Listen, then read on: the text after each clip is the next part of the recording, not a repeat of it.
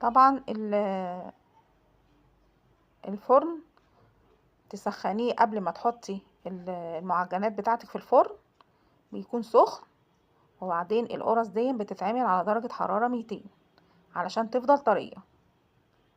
انا هاخدها بقى افردها بالطريقة دي، بس ما تكونش سمكها رفيع قوي.